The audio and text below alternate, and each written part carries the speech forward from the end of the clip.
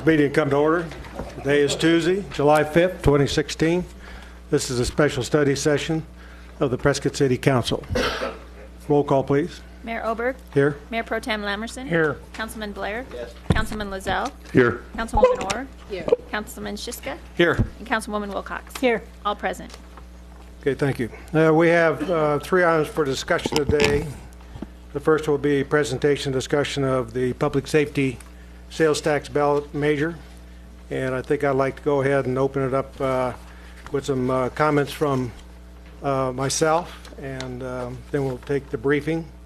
Again, these study sessions are primarily to inform the City Council and give them opportunity to discuss in open session the issues that are facing us. This is not something that I normally allow public comment at because it's primarily for the benefit of the City Council. So I will not ask for any public comment today on any of the 3 subjects that we have before us. I think it's important to realize a number of things. The Yes for Prescott 0.6 sales tax initiative failed in the first screening. When it came here, they came in with a number of votes, or a number of ballot signatures, yeah. And basically, the first screening process is to take a look and make sure that the forms were filled out correctly, that it appeared that the signatures were obtained in a proper manner. And so the first screening that occurred here failed. They did not come up with sufficient signatures after the ones that were removed were taken out because they were improper. So we ended up with 8 short. Now, a lot of people say, well, that was only 8 short, so why don't we just go ahead and allow this to move forward? Well, you got to realize, after our screening here, it goes to the county, and the county will take a 5% random sample of the signatures and determine how many of those actually live in the city limits and are actually registered voters. And I can tell you, everybody sitting up here on this dais that has run for office knows that people think they live inside the city limits when they don't, and people think they're registered to vote when they haven't or didn't want to or whatever. Because we've all had to check our signature sheets in the past and take off fairly large numbers of signatures. So it's quite likely that during the second screening there would have been out of about 150 signatures checked, a number of those would have failed. So I want to make it clear that it wasn't just 8, okay? It was 8 with the first screening. Since the initiative failed, 3 council members have asked that we bring this forward to be considered for a voting session, which will occur next week. Now, we have to look at it next week for 2 reasons. Number one, they've asked that we take a look at it and see if we want to bring it forward. We would have had to do that anyway if they would have been able to pass, because even though they would have had all the signatures, if they had been able to get all the signatures that they needed, we still would have had to bring it before the council, where it would have been determined whether or not we wanted to come up for a November vote or it would come up for a vote next year. And we could agree on a special election next year or go with the normal city election next year, which I think is 25th of August? August, yes. August, yeah. So, I'm trying to make you understand that this would have come up before the council anyway, besides the fact that, 3 people wanted to have it looked at right now. The second thing, of course, is the fact that to get it on the November ballot, the deadline is 12 July, which is next Tuesday. So that's the other reason why we would have to bring it up. Again, we have to remember that the 0.55 sales tax initiative from last year was defeated in August by a sizable margin, primarily due to people perceiving that the legislature hadn't come up with any kind of a fix to reforming the PSPRS system and making sure that it wasn't going to continue to be a burden on the taxpayer. So I think it's important to realize that, I think the taxpayer, when they defeated that, they want us to look very seriously at how we move forward and make sure that what we do it right, and that we look at all options before we actually go to another sales tax initiative. I think another thing we need to look at is this is a highly complex issue. This is not just as simple of saying, well, put it on the ballot or don't put it on the ballot. And I think there's a number of factors and questions that need to be considered as we move forward, and some of those I'll go ahead and just talk about here briefly. And I'd like you to think about these as we move forward and we hear the briefing later on and see if these questions and some of these concerns are being addressed. One would be, will this initiative effectively tie the hands of the City Council to make appropriate decisions in the future as new situations develop? Would our hands be tied so much up here with the way this thing is worded that, you know, if we saw that we needed to make changes in the future, we wouldn't be able to do that? Because remember, this goes before the electorate. And once they decide this is the way they want to do something, it really ties our hands to be able to do, to make any other changes without going back to the electorate. Is a more methodical and deliberative approach preferable to placing an initiative on the ballot rather than doing something on the spur of the moment? And, you know, I think that's what we need to do. Is this needs to be a deliberative process. We need to know exactly what we're doing, how we're moving forward, make sure that the public is with us on this, that they understand the issue, and that they're going to support us if it goes forward for a ballot initiative. What are the pros and cons of bringing this or a similar initiative to the voters in a special election next year in March or May? Again, remember, if we put it on November, it's only 4 more months to March. Is that going to give us the time to really look this thing over and make the proper decision on how we want to move forward? I think it's something that we need to consider. Is 0.6% the right amount to eliminate the debt in 10 years? You'll see from the briefing today that that's somewhat in doubt, and I'll just leave it to that. Are other funding mechanisms available to pay down the debt? For instance, pension obligation bonds or revolving funds, such as the WIFA that we have right now for water. It's, these are two that are actually being considered right now by the League of Cities and Towns as possible ways of paying this thing down in the future. No decision has been made, I can tell you. Is the current initiative language properly stated and easily understood by the average voter? Should it be revised for clarity and or purpose? You know, I've talked to people that tell me that they don't really understand exactly what the initiative's trying to do. So I think maybe that needs to be looked at. Maybe the current language right now is not exactly what it should be. Do the members of the council prefer different language than what is contained in the Yes for Prescott initiative? I know I've talked to a couple of the council people, and they have concerns about the way that it's currently constructed. What should be the intent of the initiative? Debt, operations, or both? Should the entire funding for any initiative be used to pay down the debt as quickly as possible to reduce interest payments from the general fund? Obviously, you know, right now, if we took the 20 years that they want us to pay this thing down, we'll pay $168 million of the $72 million we owe right now. So we're going to pay more than double in interest payments of what we owe right now.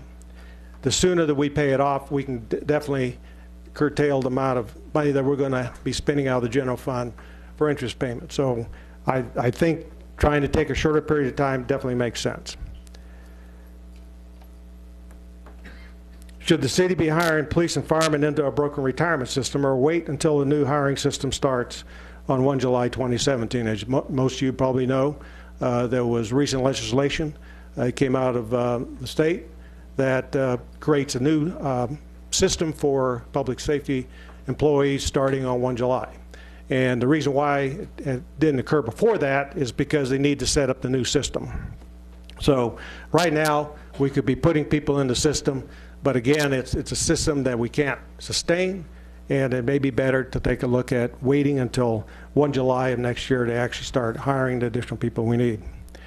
Should we properly evaluate the staffing of the departments to determine the level required to provide adequate service to the community? We have a new police chief coming in. I know I would personally like to see her take a look at the department and determine whether or not she has the number of officers that she needs. I think we ought to give her that opportunity. Can volunteer programs be implemented or expanded to reduce future public safety costs? I think it's something we need to take a look at. I've seen a number of studies recently where many fire stations in the United States, or fire departments in the United States, are going to partial full-time volunteer staffing. What action should the council take if the city is successful in obtaining the SAFER and COP grant funding? In other words, we've asked for a SAFER grant, basically to bring on 9 additional, or pay for 9 firemen to be added to the current force that we have. If we did that, we'd be up to the required number that we need to have to staff the fire department. That would put us right at 60. So if we go through with this initiative, what are we going to do with the grant money? Because the initiative would give us money too to hire people. So are we going to create a slush fund?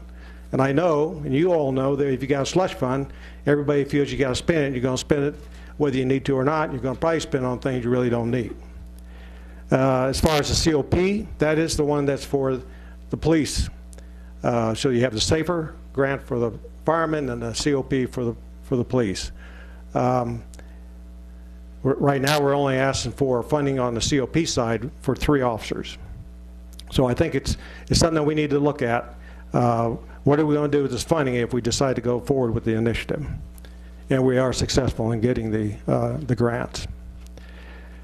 Will this initiative be effective given the uncertainties of pending lawsuits? What I'm talking about there is the Parker and Hall cases. Right now, if those go against the taxpayer, we're going to look at going from 72 million up to, probably over 100 million, maybe 120 million in debt. Increasing debt due to the additional public safety employees selecting the DROP program. The DROP program obviously is very expensive for us and does cause us to have additional debt in the system. Potential for further investment portfolio losses. As you know, and you'll see a chart here in a few minutes of the rise in debt that we've had since 2002. And the early part of that was due to significant investment losses after 2002, and some also after 2008. So if we continue to have losses, are we going to actually be able to pay off this debt in 10 years at a 0.6 when you're looking at possible losses in the future? And we have to add that debt onto what we already owe. There's obviously going to be future actuarial adjustments.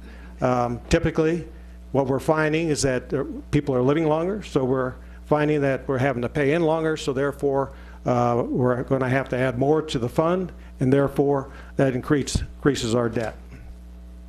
And we have a totally unrealistic expected rate of return on the PSPRS fund investment. Right now, if you look at the chart, and you'll see it here in a few minutes, I think back around 2002, they were up almost at 10% is what they thought the expected rate of return is. They've been going down over the last few years. They're down to about 7.5 this year. But what have they been earning? The best they've earned in the last 13 years was 5%. And typically they're around 2%. This year they're expecting 1.5 to 2% as their return on investment. If you're expecting 7.5, you only make 1.5, that adds debt. And that has not been added into any of the charts that are on here today. Did you have something to say? Okay. If local action is taken now to approve the initiative for a vote, have we preempted any relief the city could obtain from the governor and the legislature to help pay down the debt or enact additional reforms, such as pooling? I think one way to take a look at whether this is our debt or not, and I've had people say, this is our Prescott's debt, we have to pay this. Well, it's just like if I have a credit card and I go out and I buy things and you don't have any decision on what I buy or how much I spend, but then when I get the bill in, I give it to you. And that's essentially what has happened with the state. They're the ones that have defined the system. They're the ones that hire the board. They're the ones that determine what the benefit program is going to be.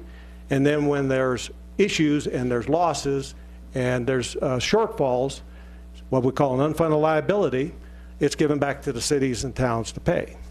And pooling would be one way to spread that and would help us out, but that still has to go before the legislature. And the thing I'm worried about is if we preempt the state legislature in moving forward and trying to come up with additional reforms or trying to figure out how they're going to deal with the debt, by having this initiative, they could very well step back and say, you know, you've already figured out a way you want to handle this, so we're not going to do anything. And I've talked to 2 people that have currently been in the legislature.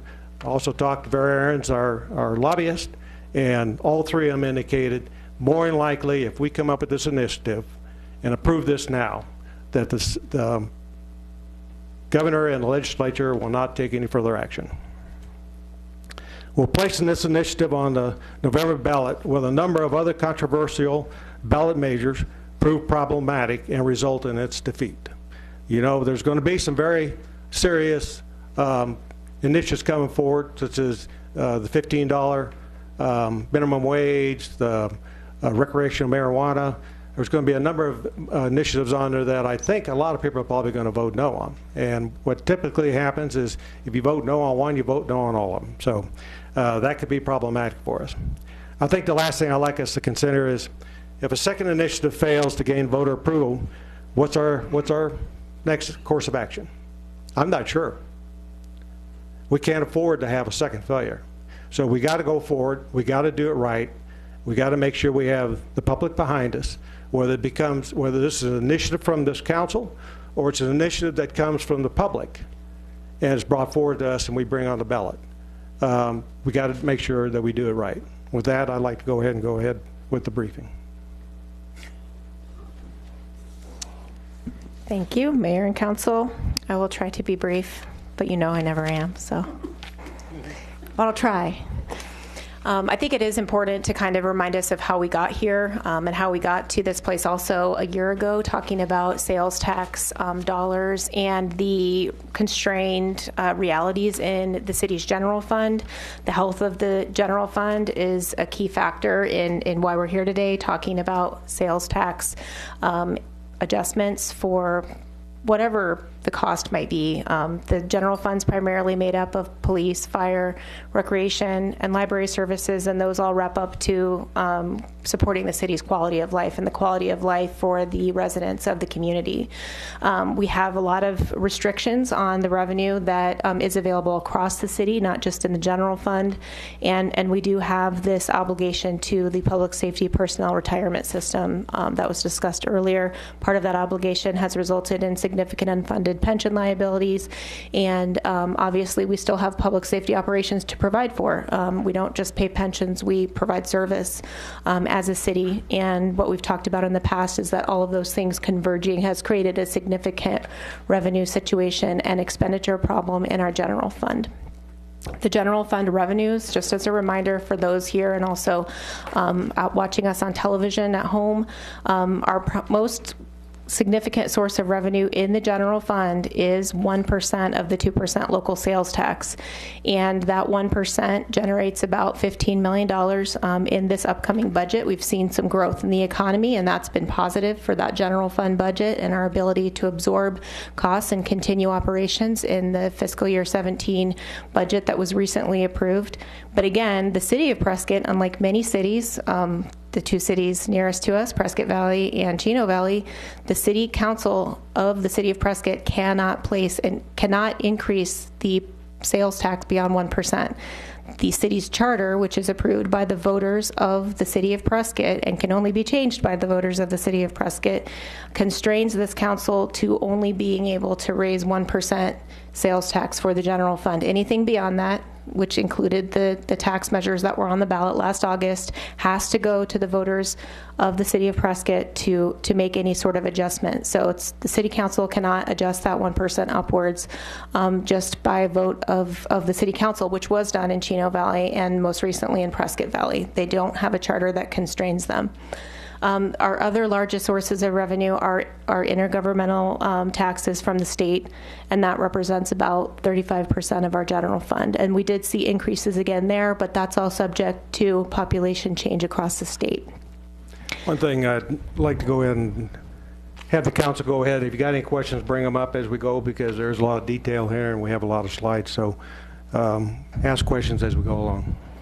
And we also have that very small property tax that, again, the city council can only increase 2% plus the value of new construction, which when it was voted on here just 2 weeks ago was only about $66,000 in the general fund, not very much money relative to $35 million of operations.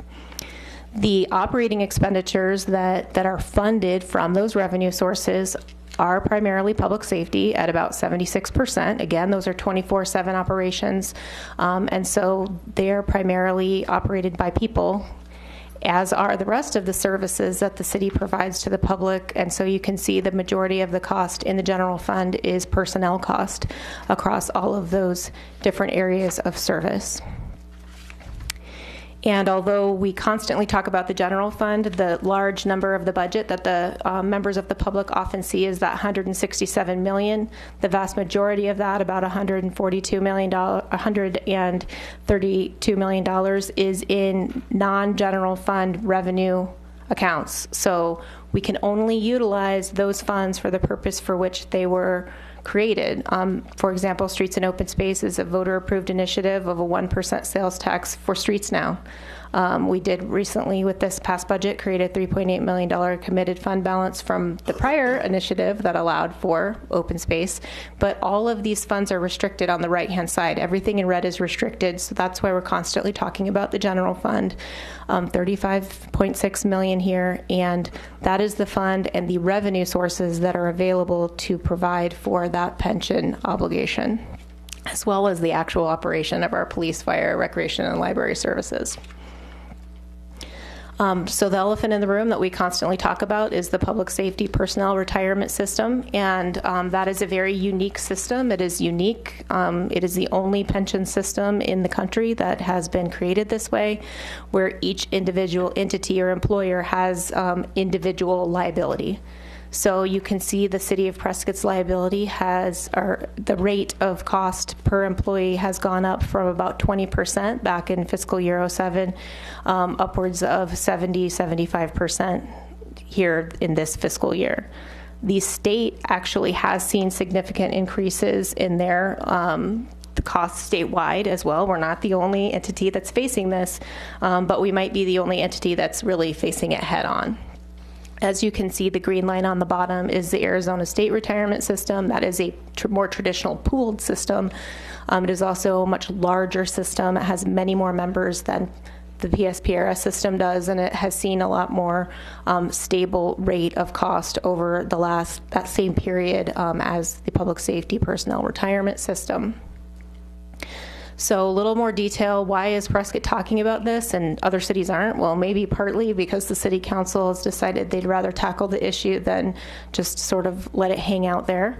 But it is a statewide system. It is established by Arizona law, and it is really essentially Arizona law that tells us what we can and cannot do with that system.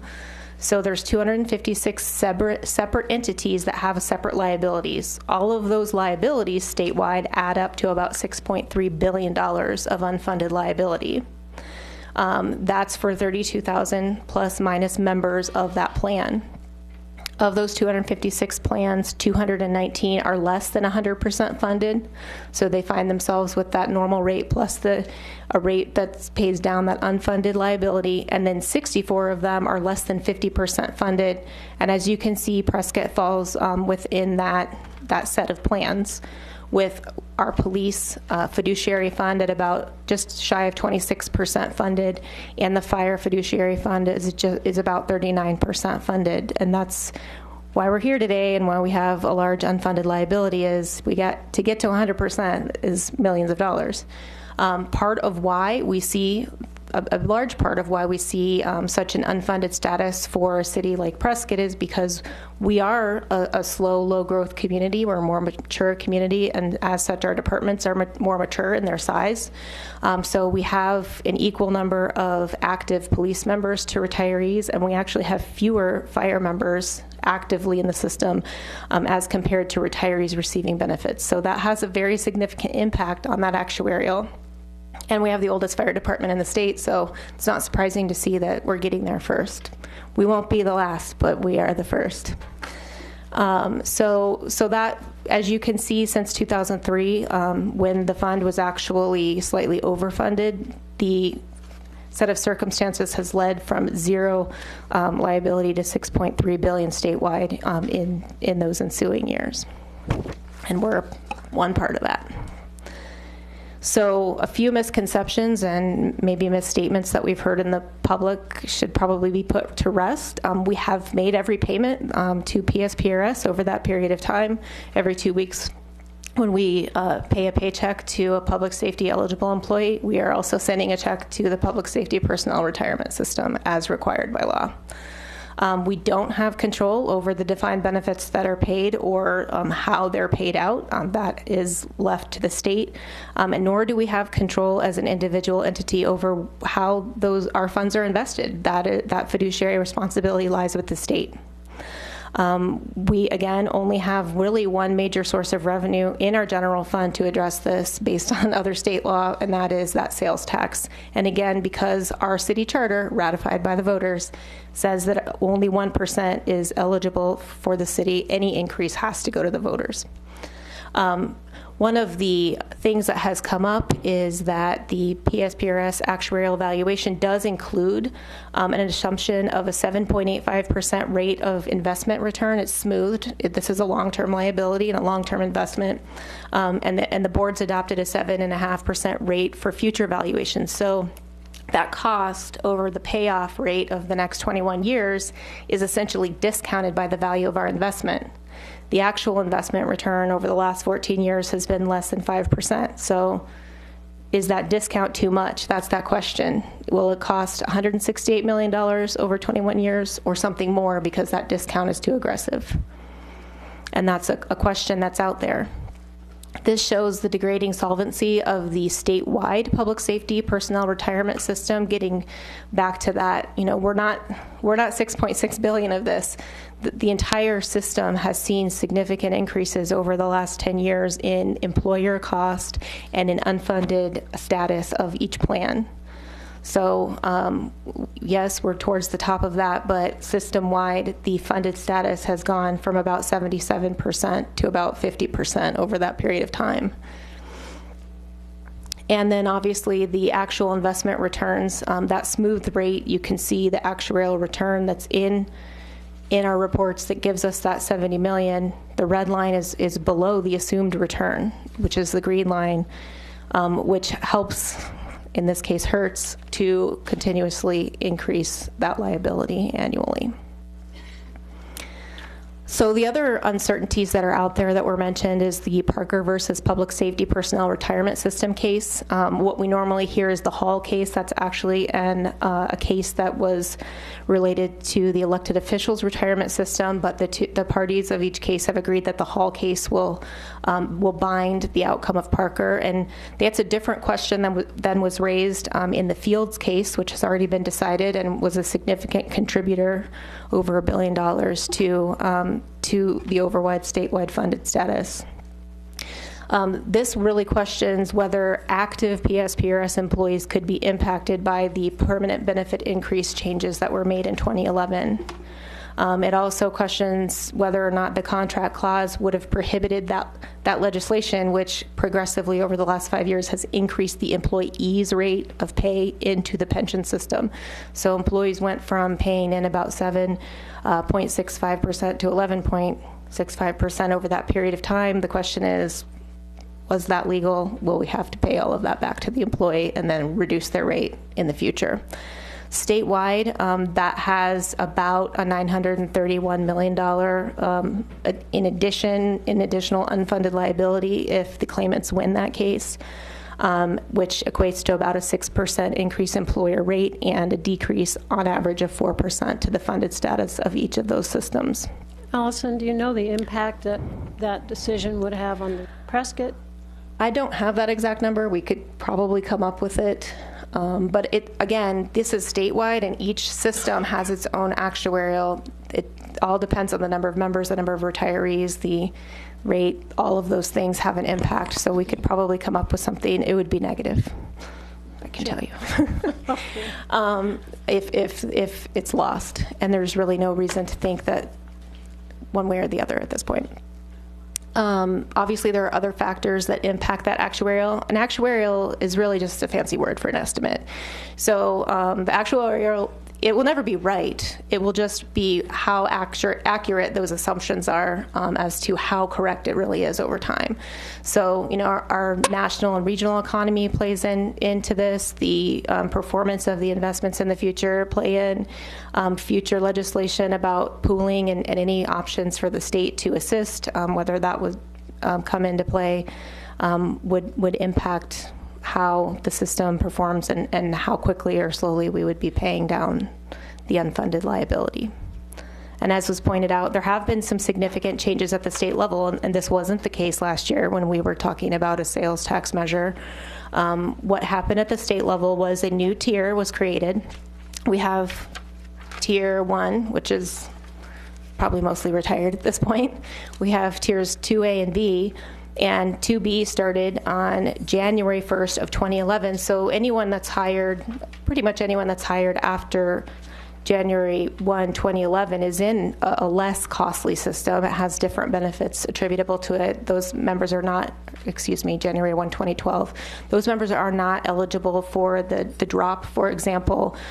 They have a longer employment required in order to achieve benefits, and they are required to have a higher age in order to receive benefits. Tier 3 has other changes, and one of the major ones is that employees will contribute equally to the plan. So if the cost was 76%, an employee would be paying like a huge amount to the system.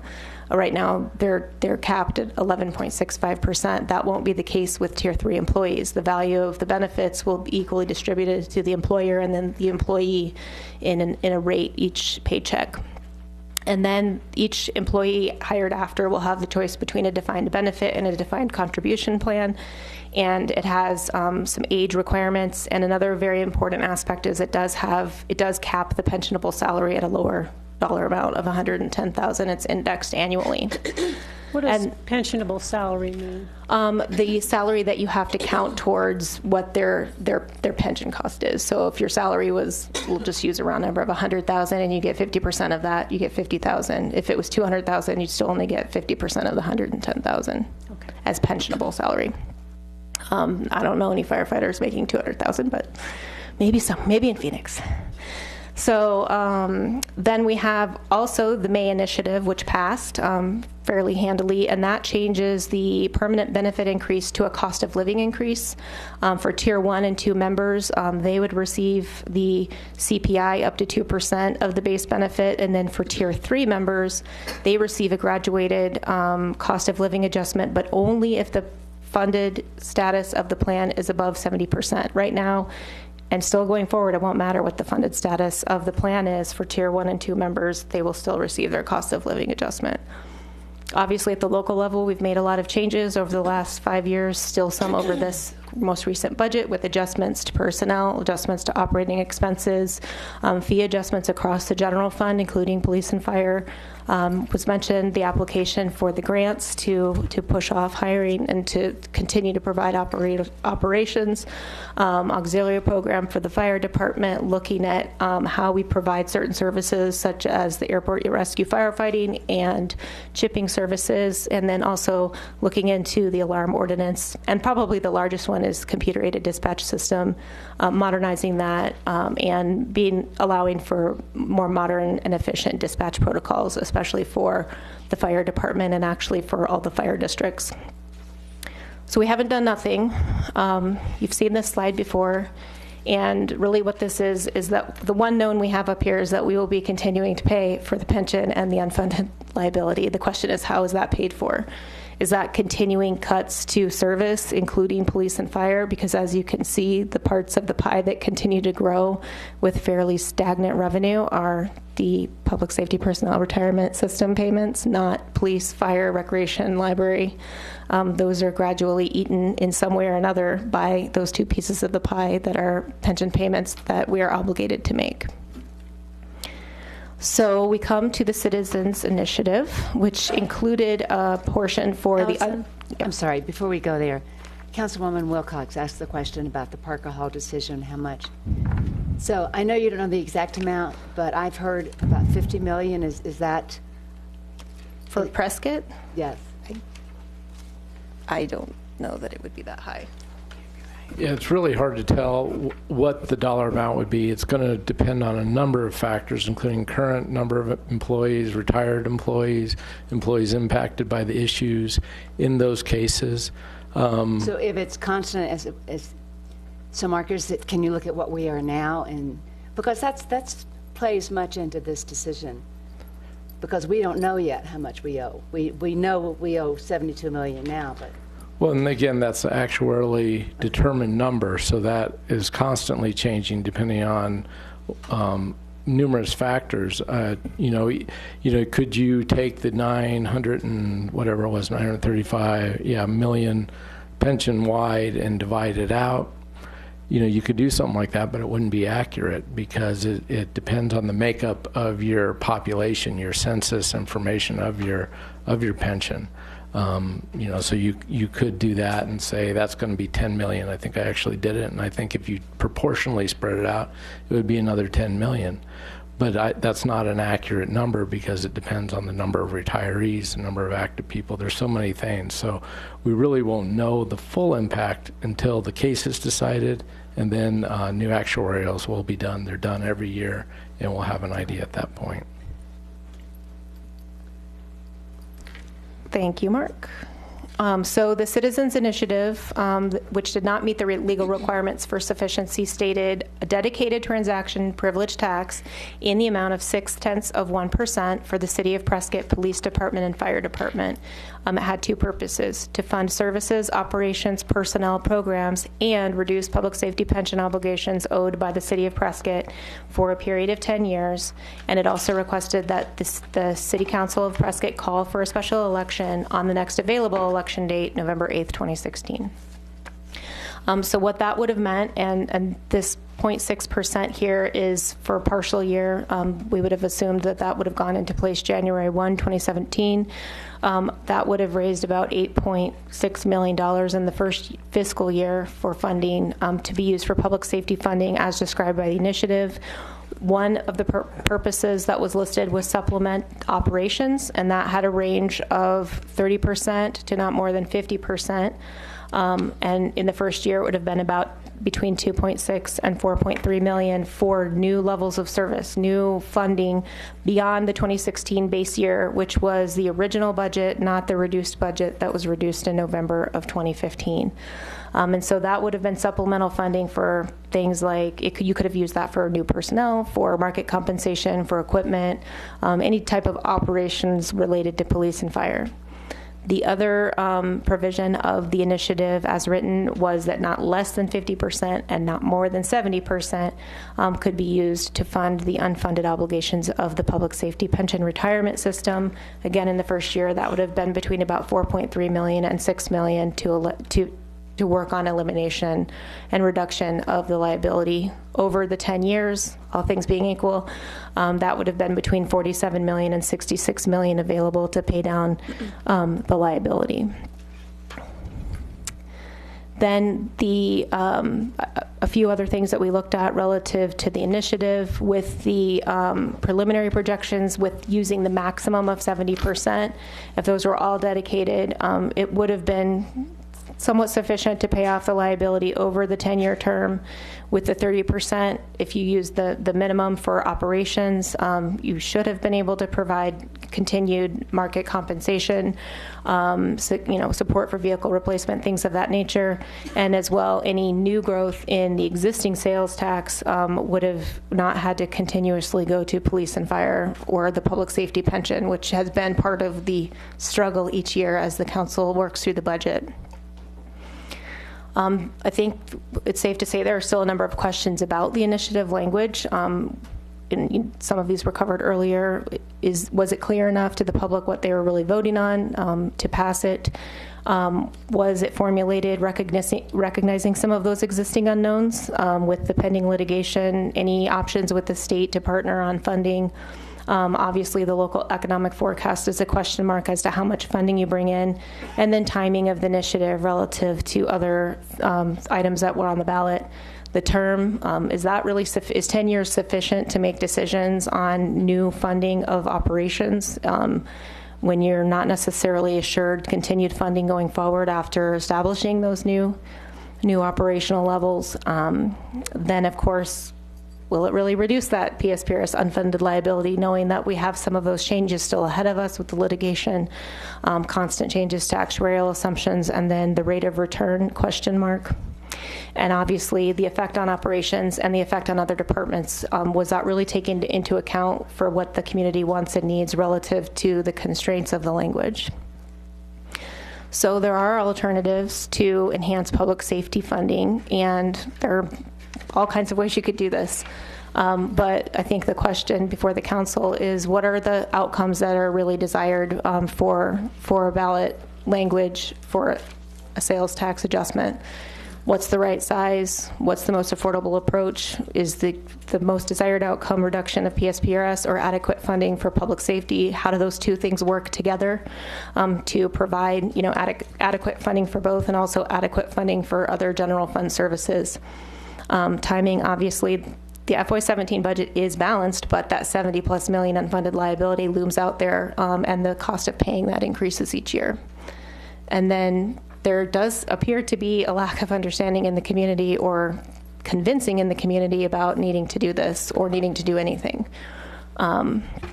So alternative one, what was requested to be on the July 12th agenda is this is essentially the same language.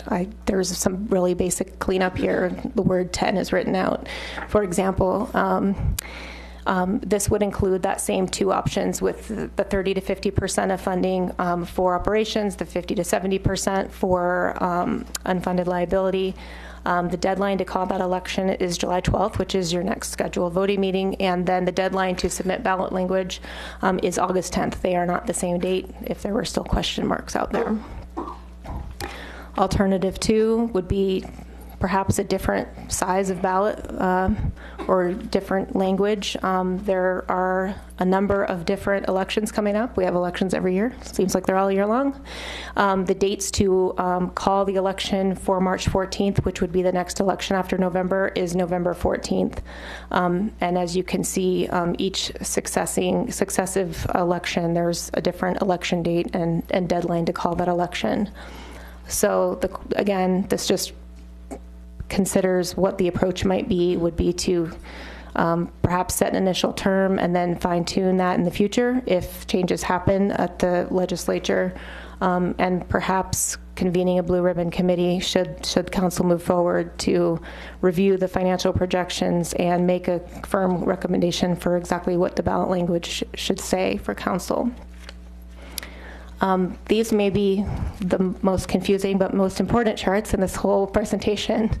What this shows is, and this is, I would point out, the first set of information is if you utilize the maximum amount of the initiative to repay that unfunded liability, which was 70% of a 0.6% tax increase. The additional revenue, you would still continue to pay from existing general fund revenue, the PSPRS projected UL payment line, add to that the additional revenue for approximately 8.5 years, and you get the total payment that would go to PSPRS over that period of time, which would be approximately $103 million to pay the existing $72 million liability.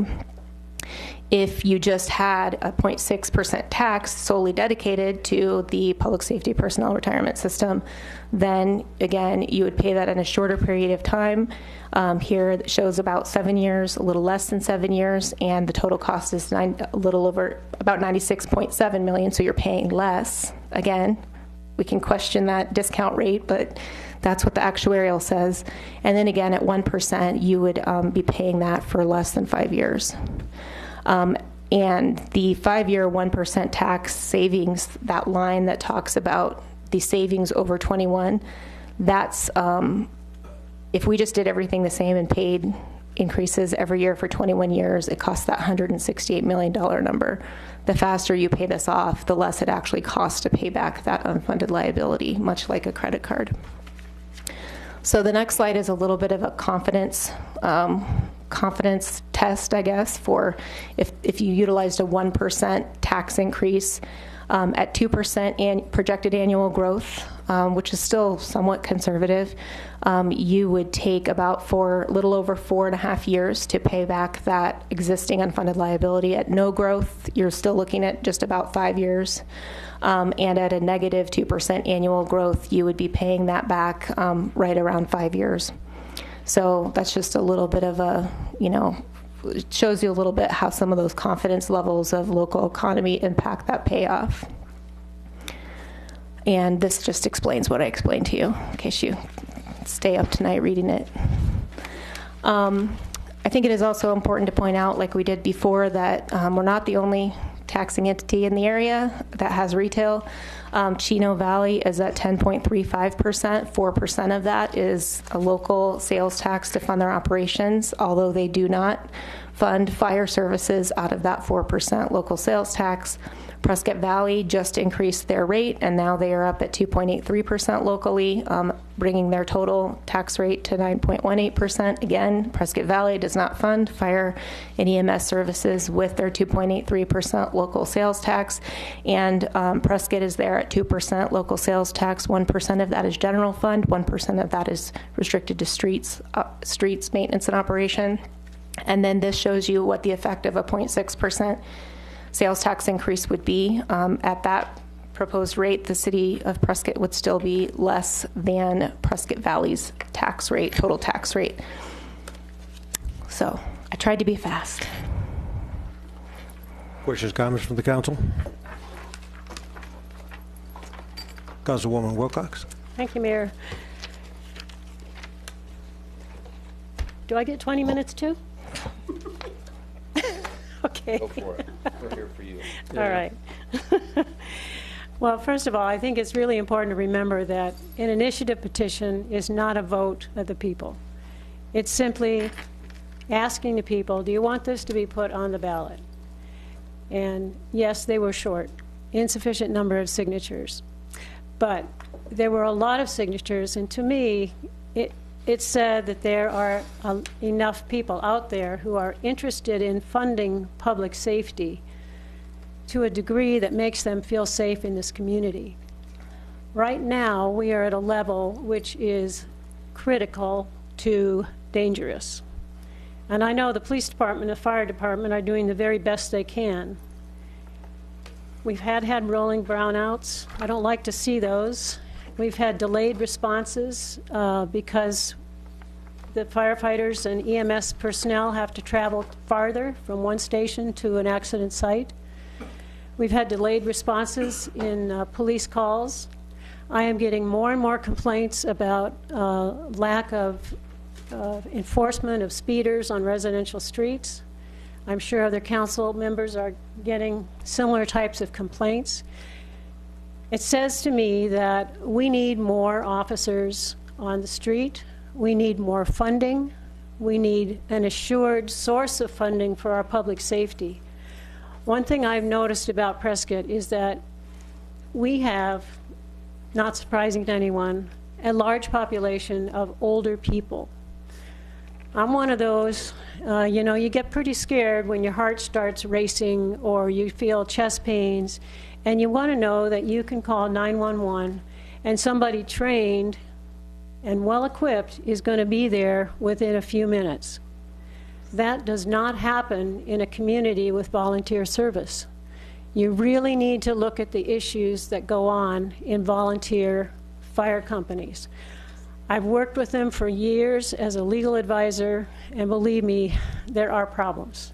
We are so lucky to have the trained people that we have in our fire department and our police department. I hear from many, many people, both inside Prescott and visitors to Prescott, wow, that police guy was really professional, or wow, they really responded quickly and took care of my uncle visiting with a heart attack. They did this, they did that. that's covered by your taxes. You don't get billed by a private emergency response service for any of that. There was recently an investigative journalistic piece in the New York Times a week ago Sunday about one of the proprietary or private emergency response companies operating in the United States. And many of the incidents they cited were about rural metro here in Arizona. It was shocking. People thought their taxes were paying for fire response, but they got a bill that drove them into bankruptcy just to put out a fire in their trailer. They obviously could not afford it. They paid their taxes, but they didn't know they were going to get billed separately.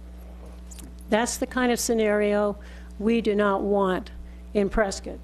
We've always had these services supported by our taxes. And unfortunately, the Arizona legislature gives us very limited taxing authority.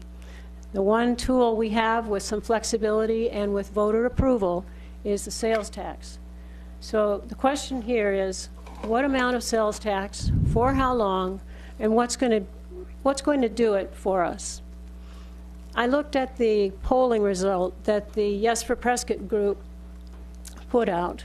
They haven't published it yet, but I was able to get some of the statistics. Some of the key things to me were over 60% of the people surveyed said they would be likely or very likely to vote for a dedicated source of funding for public safety, police and fire. Over 60% of the people surveyed said that they would approve a sales tax as that dedicated funding source. And how much would they support and for how long? It was interesting to see that 57% said they would support a sales tax of between 1/2 cent and 2/3 cent. 0.6% is less than 2/3 cent. Another 7.9% said they would support an additional 3/4 cent sales tax. So we know, based on this survey, this poll, which was of over 700 people, there is sufficient interest in supporting a sales tax for public safety. I don't think we need to reinvent the wheel here. I think we have solid enough information to move forward with what Yes for Prescott proposed and put that on the ballot. As far as length of time, 10 years seems to be what most of the respondents wanted. Not a majority, 37.4% would go for 10 years. Some would go for even longer. Others weren't sure or did not want to respond to the question.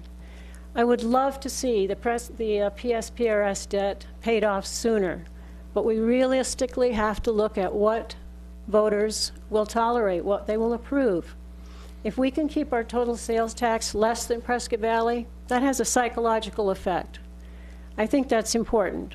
Prescott Valley Town Council did it without a vote of the voters. We need to ask permission of the voters, and we need to be considerate of what they can pay, what they're willing to pay.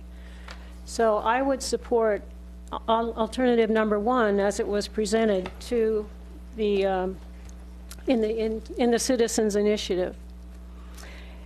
Also, I think the 0.55% sales tax failed for a variety of reasons, and I wouldn't presume to assume one over another. Remember, there were 3 sales taxes on the ballot at the same time. There was a lot of publicity from anti-tax, anti-government groups.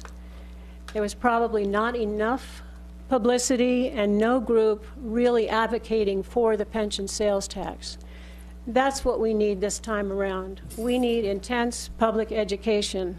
And with that, I'm confident this would pass. The state legislature gave us prospective reform. That may be as far as they're going to go. They're not going to give us a bailout. They've got enough of their own state funding problems. So we have to take care of ourselves here. I think that's what they expect us to do. And I don't think we're giving up anything by moving forward and showing that we can tackle this problem head on.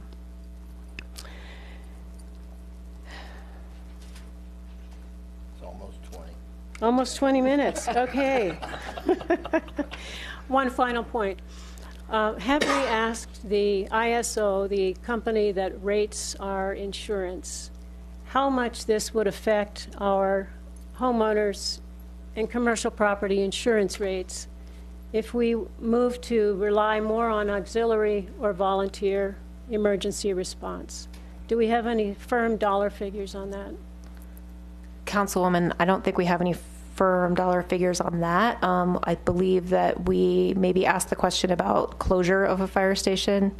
And anytime you impact the amount of time and availability and that ratio of percentage availability, it impacts your ISO rating. So not in a positive way, generally. So it's likely that Commercial- even with what we're doing now with the rolling brownouts, there's going to be an impact on our ISO rating, and therefore homeowners and commercial liability or fire protection casualty insurance will increase. There could be, they don't come out to you every year and just look at that. I don't know whether or not that would be citywide or more specific to fire response areas, fire and EMS response. Councilwoman Wilcox, members of council. ISO sets up, basically, they do a rating scale on a frequency. We probably don't want to go in and list them to come do a site visit at the present time because we might not be really adding value to our community members by doing so. They don't arbitrarily just come out and look. Usually it's a process. We will be up within probably the next 2 years, if my memory serves me pretty well, that they would come out here and do a review.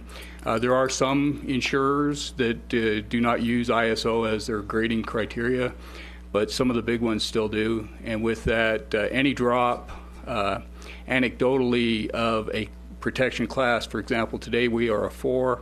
If we were to drop to a 5, commercial occupancies would most likely see roughly about a 25% increase to their annual insurance premiums.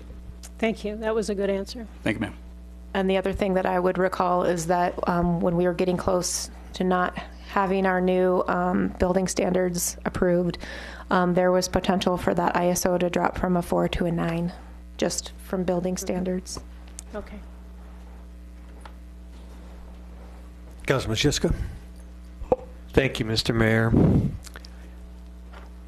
You know, my issue is timing, and not timing in the way it was referred to in Allison's presentation.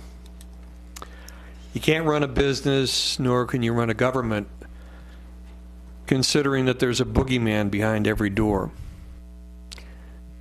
However, there is a huge possibility of competing tax issues coming from the state, coming from the county. And so if in fact we end up waiting and waiting and waiting for the state to do something, and in the meantime we have competing tax issues on the ballot at the same time we're on the ballot, my fear is, and here's the boogeyman behind every door, my fear is that people are either going to say no on everything, or that they're going to say, well, you know, we need a jail too, or we need, the state's coming at us with, they have a hiccup in their general fund, so they come at us with a 1%, like they just got rid of a while back. So all of a sudden, we're caught between a rock and a hard place. We're caught between people not wanting to spend extra on taxes at all and having something that we need to do here at the city level. So timing for me is extremely important. I would much rather not have competing tax issues on the same ballot with our tax issue. And from the standpoint of signing on with Gene to get this discussed, I think that I was looking more at getting this discussed than actually putting it on the ballot in November. As far as I'm concerned, putting it on the ballot in March would be just as fine. I think that we need to really, really do this right. And I'm not sure we can wait for the state to come up with this alakazam solution, because the state doesn't really work very fast. My question is, how long can we wait?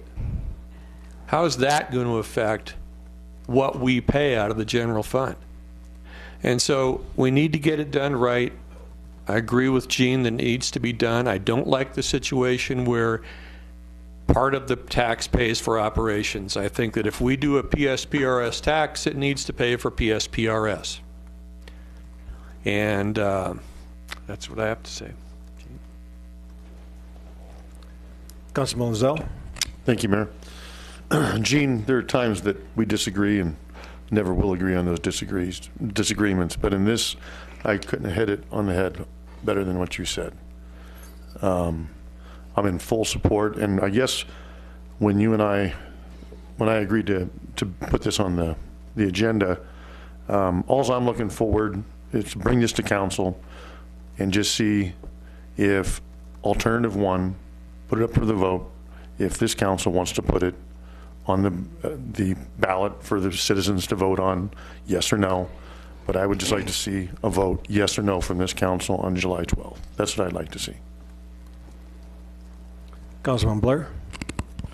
I'd like to see a vote too, but you know, I think about all our firemen and policemen out there, and this isn't about them, it's about a system that it was pathetic to start with. And it was a system that was put in place not only by the state of Arizona, but also by the vote of the people of the state of Arizona. So we that voted for it are part of the problem as well. But when you start looking at the different alternatives out there, number one, and I would defer to our city attorney, we haven't appealed the decision of the judge that made this ruling in the first place. And I'd ask the question, is there any merit to do that? You know, often we have attorneys on staff that appeal a ruling. In other words, why have we discussed that ruling to make sure that we can appeal that ruling and it breaking the back of a community? Which ruling are you talking about? The ruling of the past lawsuit that just... The Fields decision, is that what you're correct. referencing? The appeal on the last lawsuit. The city, we have no standing. We aren't a part of the lawsuit. In other words, the city of Prescott isn't part of the lawsuit, and you have to be a party to file any kind of appeal on the decision. So I believe the Field decision, by the way, was decided by the Arizona Supreme Court. So it went basically straight to the Supreme Court. It's done. Okay. There are no appeals left on Again, that. that's part of the problem. We weren't even asked to come to the party, and we're paying for the cost of the party. I have a problem with all this stuff that's going on. And I understand and I appreciate the fact that we need to pay it off. But part of the difficulty that I have as well is we have another lawsuit that's right in the middle. So if we go forth and ask the people in Prescott to pay a piece of this to pay it off, we may have another lawsuit that's going to extend how much this community owes into the future, and I don't know how to quite deal with that. We know it needs to be done. It is our obligation to do it. As a community, we have to find the tool to do it, and seemingly this is the only tool that we have is to try to pay down this debt, but unfortunately, I'm not sure that solves the problem, and I think that's the hesitation of the populace in the city of Prescott. Has the state fixed the problem with PSPRS, number one? Is this going to come back again and again and again, or can we be assured by someone, maybe the boogeyman, that this won't come back once we pay off that debt? You know, what we've done is we've affected our general fund to the point now where, as you could see by our pathetic performance, in my opinion, of our fireworks yesterday, it's affected our quality of life in this community. We got the library shut down on the Sunday. We've picked all the low-lying fruit called employees that we call insignificant, or changed their description and laid them off. So you know what? Next budget year, we've done all those things.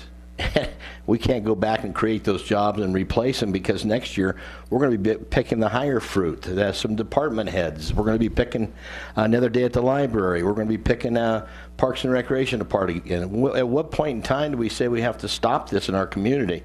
And I don't know whether there's a belief from Doug Ducey's side as governor of whether they would want to be a part of helping us pay off something that was created by the state of Arizona. I just don't know that that'd be the answer. So this whole thing has challenged me to a big extent, but I think we need to have a funding revenue that at least starts addressing some of these issues. And I'm not sure what's right or wrong, but it seems to me that if we can generate $8 or $9 million a year to go towards operations and go towards debt payoff, I think is probably a pretty good first step.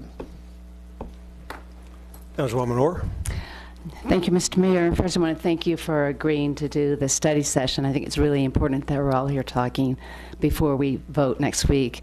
And I also want to thank the Yes for Prescott group, because to do a citizen initiative took a lot of work, and I appreciate the time. But I think more than anything, what we need is we need a win. Whenever this goes on the ballot, we need to win on this issue. I supported the 0.55. I certainly don't want to see us lose again, but I have some concerns about the Yes for Prescott initiative. First of all is the wording. I'm very concerned that we would do the 30-70. I would much rather say it's the debt that is causing this problem. Let's solve the debt. So let's pay off that debt as soon as possible, rather than to commit 30% up to 50% to operations. I think that would be a really bad mistake for us to do. And I think we would pull a lot of no voters if we were to go that route. So I think people want to pay this debt off because it is affecting our quality of life. The other issue I have about it is timing. Similar to what Steve was saying, a little bit different for me. I know I'm going to vote a couple of no's on this next ballot coming up in November. I'm going to vote no on the marijuana, no on the $15 minimum wage. I think a lot of people will vote no on those. I think I've read where 20% of people on initiatives automatically vote no. So we've got to make sure that we get a lot of yes votes on this. The timing, if it goes on the ballot in November or if it goes on the ballot in March, we've really taken care of this next year. So it's not going to make a difference for our budget and our operations. It also will cost the same amount of money, whether we go a general election, this presidential election in November, or we do it in March. Same amount of money. But you look at that ballot in November, it's a big ballot. And there are going to be a lot of issues, and I'm afraid our question will not get the attention that we need. The other reason for me to say let's go March rather than November is that it gives us time to put together a good message. We have citizens that are concerned, and I think that we could definitely win this in March if we write the right message, we deliver the right message to our citizens. The other thing for me, as far as waiting to March rather than this November, is that we can run some parallel. I agree. I don't think, Steve, we should wait for the state. They are slow to act. However, I do think we can do some parallel objectives and goals together. Hopefully we can get the pooling, get that done. We really need to have a shared risk among all 256 entities.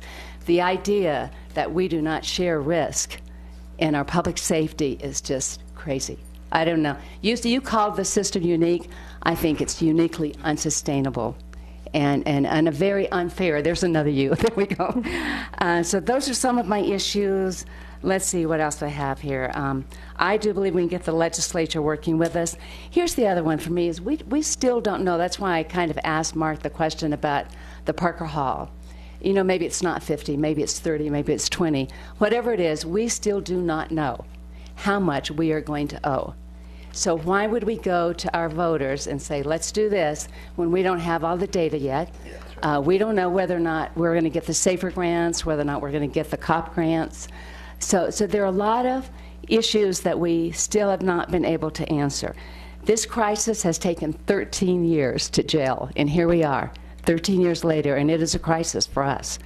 But I don't think 4 months would make a difference of whether or not we start solving this problem. So I know I had a million of other things, but I've had my time, but I do want to say thank you to Yes for Prescott, because I know that they came at this with the right thoughts in mind. I think we can take something that was meant to be good and make it better and put it on the right schedule and makes a really great Yes for Prescott. We need a win. Thank you. Mayor Pro Tem. Thank you. heard a lot of different things that I agree with. I even heard some from Gene. Number one's about the age, how we're all getting older. Look up and down the dais here, and I can see a lot of gray hair. I also agree with Gene. I've been arguing this point since I've been on this council. We need a dedicated revenue source to pay for police and fire in this community, period. Fact of the matter is, I would hope not to tell my police and fire they're not as important as my roads. We don't have a dedicated funding source for police and fire. We got one for roads. It just doesn't seem right. I agree with Gene. Yeah, we failed on the signature. You bet. It didn't pass. I agree with that, along with others that acknowledge we failed on that. But I also agree with those that say this is premature. It's premature because we don't know where all the I's are and all the T's are. We don't know how they're going to be dotted or crossed. We don't know exactly what the state's going to do. We don't know exactly what's coming with Parker Hall. We don't know, for example, if the state acknowledges, as Blair was saying, we didn't create any of this crud. Somebody else created it. We didn't hire the management squad. We didn't appoint the appointee committee down there. We didn't do any of this stuff. What we do know is there was a failure, and we got handed a bill. I do agree with my fellow council that we should be going to the public on a single ballot issue that has to do with Prescott, not with the whole planet. We have a problem in Prescott and have had a problem in Prescott for a long time. And it's a permanent funding mechanism for police and fire. It may not pay at all, but at least we would know every year going into the budget cycle what police and fire could dedicate towards managing their role in this community. And I don't think it should be on a whole list of ballot initiatives and voting items and everything else, the thickness of a phone book. People get bored with that. This is important enough to the citizens of Prescott. Let's ask them, what do you think? But let's ask the right question. I think the right question needs to be formulated, and I haven't heard the right question yet. I do appreciate the folks that went out and collected a lot of signatures. That tells you right up front, it's on everybody's mind. Don't know what's going to be supported by everybody. You know, we went out and asked the 5-5, we lost that one. We could go asking 0.6 and lose that one. I don't want a loser. I'm like Billy, I want a winner. I want to go to the public and ask the right question. And if it takes me from now until March, or takes me from now until next November, let's ask the right question and get it right the first time. Councilman Blair? Just one real quick thing, and I appreciate, Jim, the way you put that, and has some clarity in my own mind. I think that, that 1% sales tax that we have for roads is earmarked just for roads. And I think that if the right question is asked, and it's done in March, just like you said, and you go to the public and say we want a 1% defined percentage for public safety and operations, as well as to pay off as a PSPRS debt, I think if that question is asked the right way, I think the people in this community would support it, because it's earmarked specifically for that, just like roads was earmarked specifically. And I think people appreciate the fact that it's not watered down with a bunch of different percentages. It's not watered down with a bunch of different things tacked onto it, bills, riders, skirts, whatever you want to call them. One specific amount for a very specific purpose, which is probably the biggest thing that we need to do in this community, is take care of our public safety people, so we're not going back every year trying to figure out where we're going to find the money. So I would have supported exactly what you're saying, at least first blush, to come back and talk about 1% in March and a defined 1% into perpetuity. Councilman Chiska. Thank you, Mr. Mayor. John, is there anything in the law that says that we can fund public safety by any other means other than the general fund? Well, public safety is sort of by definition funded by the general fund. And there is. So we're talking here, though, about a specific funding mechanism for public safety alone. It would still be in the, I think it'd still be in the general fund as an account. I mean, it's sort of an accounting question, but certainly the city can adopt a public, whatever you want to call it, for a public safety dedicated tax that goes strictly to, that's restricted to funding public safety, whatever that operations debt, whatever that combination is. That's certainly something that, and it's done, it's fairly common in other cities of the state. Can you fund public safety by any other means other than a sales tax? Well, in theory, you could fund it by, say, part of your property tax, but our property tax is capped so low. It's essentially funded by one form of tax or another. In other words, fees for service, those kinds of things are very, very difficult to not only adopt legally, but to also then enforce. Similar to the comments Councilwoman Wilcox brought up about, a private fire department can send people a bill, but then you got to go collect it. Sure. Yeah, I guess I have a problem with a sales tax supporting public safety just simply because sales taxes go like this. And it's great when you're on the increase, but if the economy tanks again, and all of a sudden you're looking at a dramatic decrease, what do you do? Well, our two local revenues are sales tax and property tax. That's it. We don't have a local income tax, for instance. We have some, and sales tax includes use tax.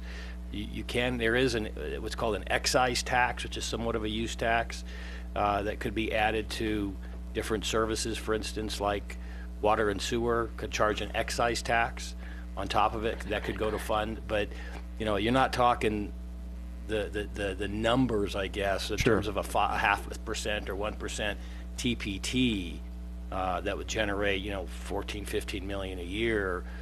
Some cities, I think Mesa has an excise tax that they tack on to their water and sewer that goes to help fund the general fund, but it's not a significant amount, and it's for the city the size of Mesa.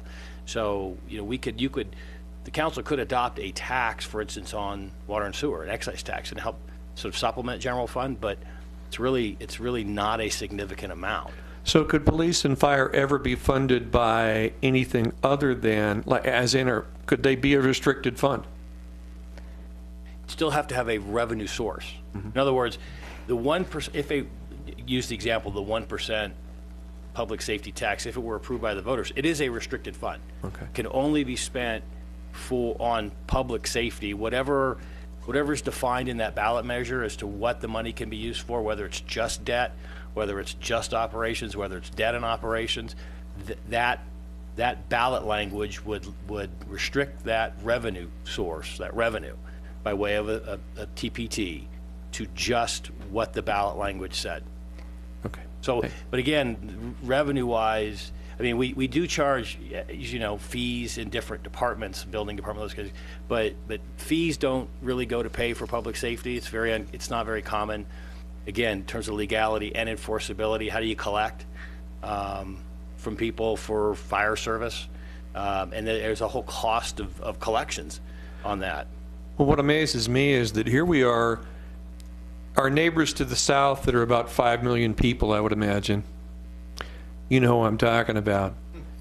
They have a 0.05% tax their tax is 0.05% less than little old 39,000 population Prescott.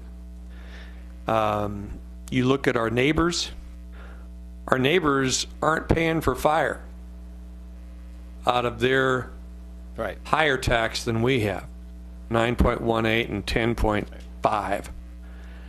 And so we absolutely need to find some legal remedy for that situation. Well, again, because the Prescott Fire Department is not a fire district, it's not a separate taxing entity. Sure. There is no property tax that the Prescott Fire Department, as a department of the city, can stand alone and have its own sort of taxing property tax. Realistically, the only revenue source for funding that kind of government operation, public safety, is the sales tax. Yeah. That's the reality. There really isn't any other source. Like I said, fees, property taxes. Those aren't realistic. Some excise taxes, but most of that's not realistic, and it's not going to be a sufficient amount of money. Okay, thank you. Well, I got my board lit up here, but let me go ahead and throw a couple of comments out. If we, I think you told me, Mark, you can get up there and get ready to answer, I guess. Right now, we're paying about 76% of our general fund toward public safety, right? Yes. And if we didn't have the debt, we'd be paying about 12 to 13%? No, we'd be paying about 12 or 13% of the pension employer pension cost. For the normal pension cost for police and fire would be 12 or 13%. Okay, so that's the reason why we say we need to have some kind of a dedicated funding source, because we still wouldn't have enough even if we had the debt paid off. No, I think you would have enough.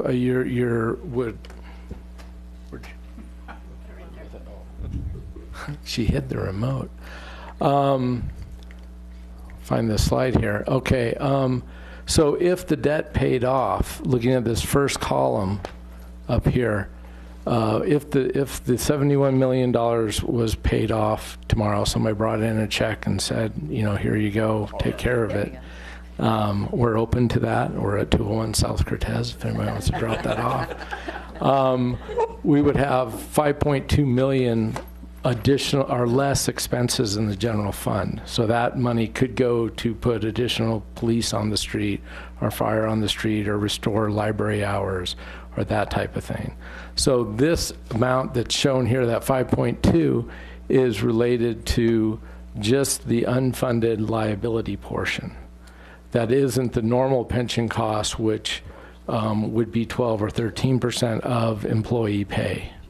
So we're paying, like we said, 76%, 75% for police or fire, and then of that, 12% is the normal retirement cost for pensions being earned this year, and then 68% of it is to paying off this unfunded liability.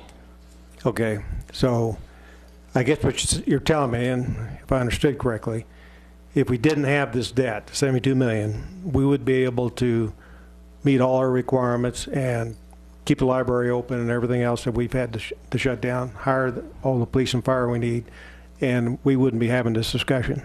Exactly. I mean, yes, it's a $5.2 million a year problem in the 17 budget, going to be increasing, as you can see there, up to $11.5 million. Yeah, understand that. Yeah. Just wanted to kind of clarify that in my own mind. I hope it helps some of you folks. I don't think we should undermine the idea that Arizona state legislature or governor might do something. I remember last year when the .55 failed, I was talking to people that, we really need to go down and get the legislature to do something about reforming the PSPRS system. And I was told by numerous people that that was never going to happen. They would never do anything. And what did they do? We got a long ways. And I can tell you what, I was talking to Barry Aarons. He says he can't believe how far we were able to get with that legislation. It was major, it was significant, it was huge.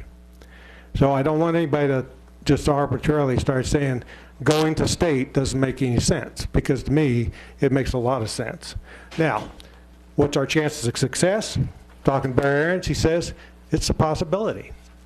He says the governor wants a solution to this. The governor doesn't want us to just come in and present the problem.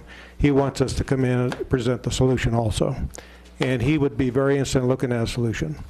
Okay, he may not like my solution, but I'll definitely give him one.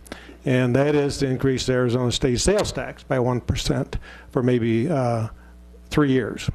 That would help us be maybe a little, what you call, working together on trying to get this thing down, if not paid off. And I think we could possibly get a huge reduction to our debt if they were willing to do that. Now, whether he would go over 3 years or 4 years, I don't know. There'd have to be a sunset on that, I know that. But I think if we go to the state, and no matter what they do, if they say no, or if they come up with some kind of a interim solution for us, at least when we go back to the voters, we can say we've tried, we've been to the state, this is what they will do, or this is what they won't do. And I think it gives us a much stronger case to go out to the public and get their support in having any kind of a sales tax increase. So I just would like to have everybody keep that in mind. Again, the new leadership for the legislature is going to occur in November after the election. And probably between now and then, you know, there's still probably opportunity to talk to the legislature, talk to the governor. I'm trying to get meetings with Senator Debbie Lesko, who's the chair of the Senate Finance Committee, and also with the governor. I have gone down and talked to the League of Cities and Towns and asked them to support a resolution to the legislature to ask for a funding source to help us with PSPRS. I know that Senator Pierce is very interested and feels that the legislature should be doing something for us, particularly in the case of the 19, because that was a significant cost increase to us.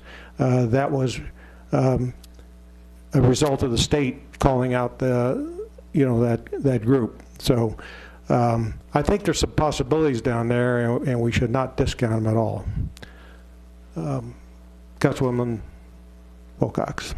A couple questions for John.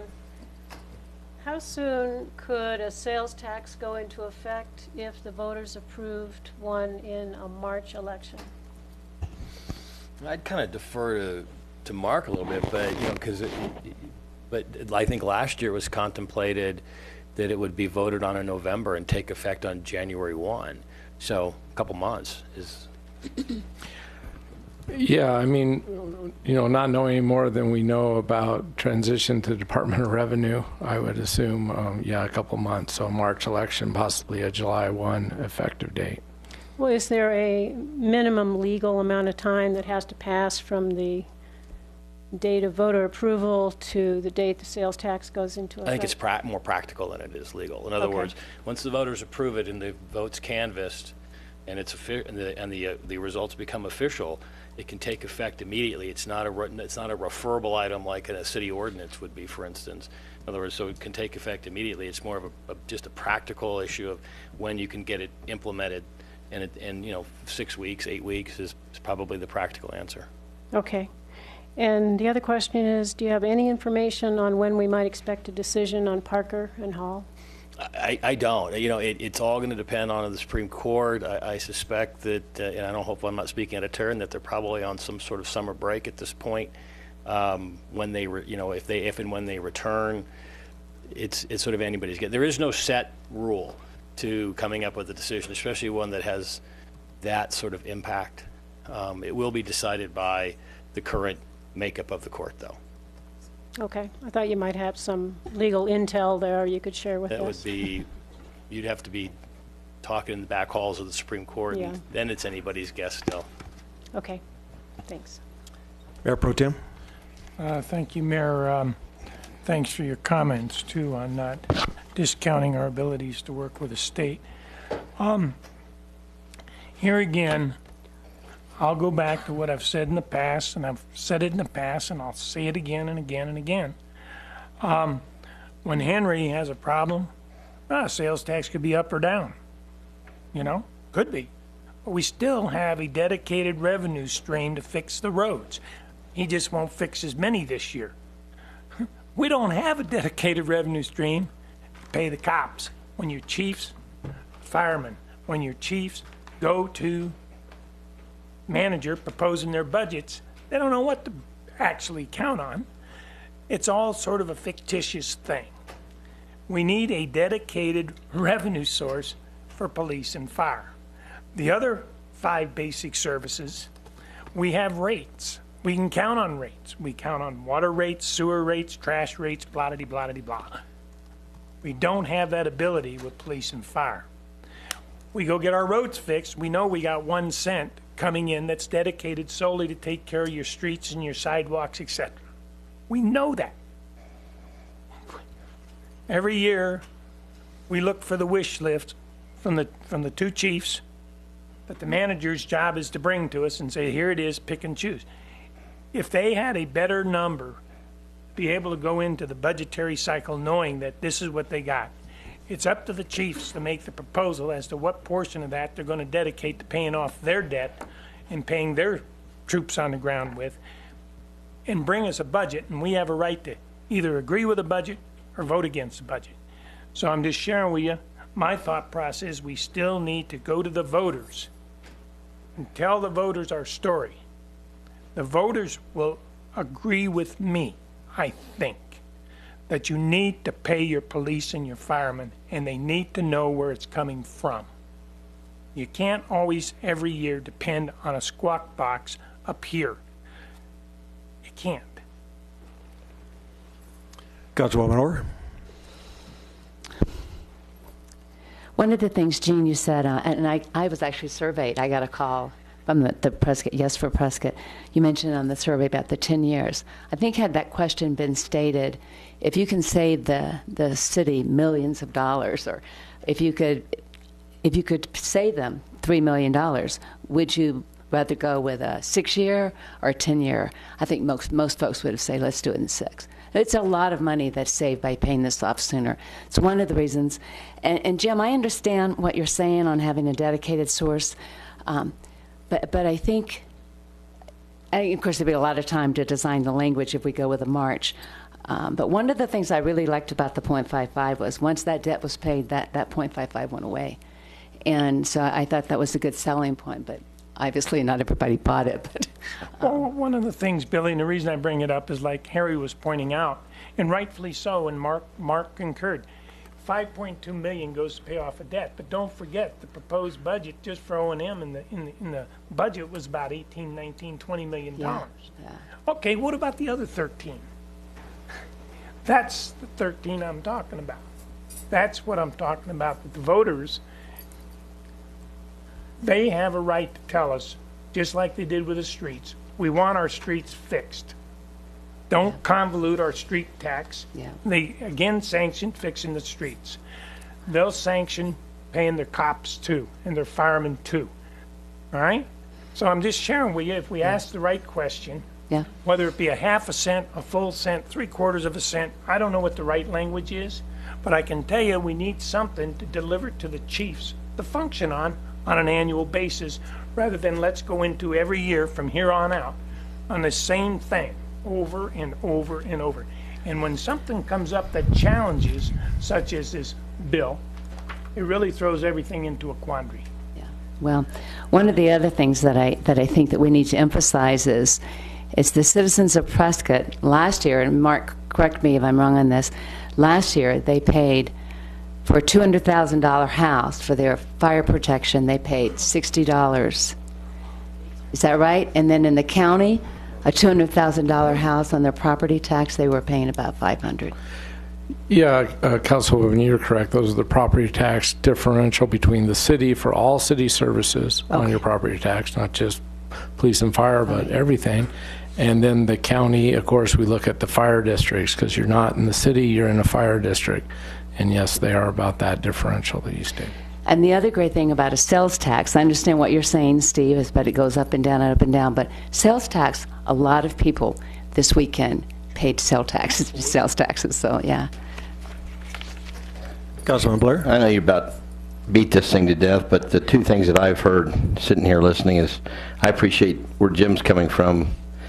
And sitting here for 16 years, nothing's changed, and it always seems like we're shortchanging our police and our fire, and I think there needs to be a designated revenue.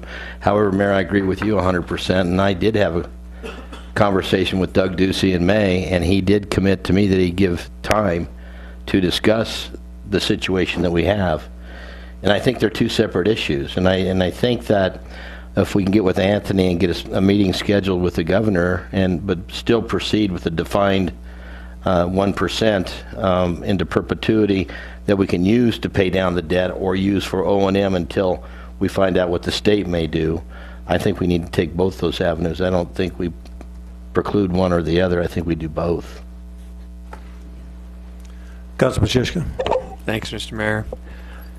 Mark, how much did we figure that if that .55 passed, how much extra would the average Joe citizen in Prescott be paying for the increase in sales tax? It wasn't, as you probably recall as I do, it wasn't a lot. I don't have that number with me. I hate to put a number. $26 kind of sticks in my It head, was like but 150 or something. It was like really Yeah, I think it a year. yeah, year. Yeah, it was like 150 yeah, a year. $26 for in over a year. No, I think it was. About 100 and- I think it was closer to 100. Okay. And 50. I could pull that number and get it to council. Okay, well, it doesn't matter. I just asked that for perspective. not a lot. Yeah. And so we're going through all this weeping and gnashing of teeth for 100 and some odd bucks. Well, we got to protect the public safety pension system, their retirement. We got to do that. And so I don't want to say weeping and gnashing of teeth and all that. I think it's something very important for us to look at and make sure that they get the retirement that they expect. But I did have one gentleman come to me and he said he liked the .6, and he said .4 would be used to pay off the debt, and .2 would be enough to cover their annual cost of PSPRS plus the new pay system, the new pay plan. And at the end of 10 years or 6 years, whatever it took to pay off the debt, that you would keep the 0.2%, and that would be the money that you would have to provide the additional support for police and fire, and it would be a dedicated source of revenue for them, just 0.02%.